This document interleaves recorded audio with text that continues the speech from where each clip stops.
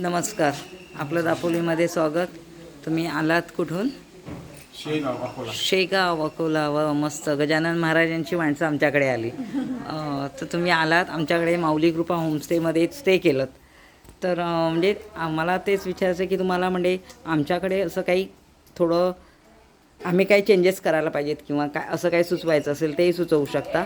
आणि कसं वाटलं वातावरण किंवा इथलं राहणीमान आणि आमचा बद्दल किंवा स्वच्छता बाकी सगळ्याबद्दल. नाही खूप छान. पाण्याची सोय नाही, खूप चांगलं आहे. वातावरण पण खूप चांगलं आहे इकडलं. आणि तुमचे पण स्वभाव सगळ्या गोष्टी वातावरण खूप चांगलं आहे इथलं.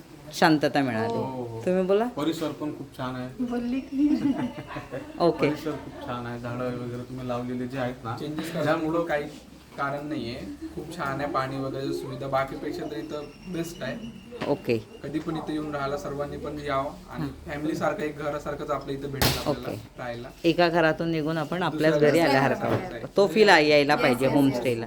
नाही तर मग हॉटेल आणि ह्याच्यामध्ये फरक काहीच असतो. फरक काही मजा नाहीये. असं वाटतंय की आम्ही आमच्या घरामध्येच राहतोय असं फील आलंय आम्हाला. ओके. हॉटेलमध्ये असं वातावरणच नाही ना.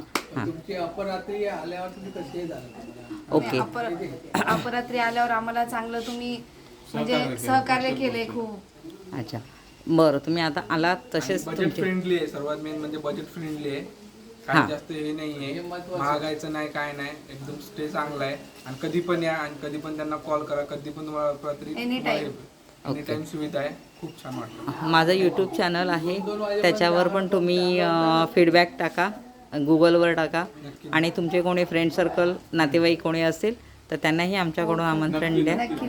ओके, धन्यवाद. आपला तुम्ही पण या.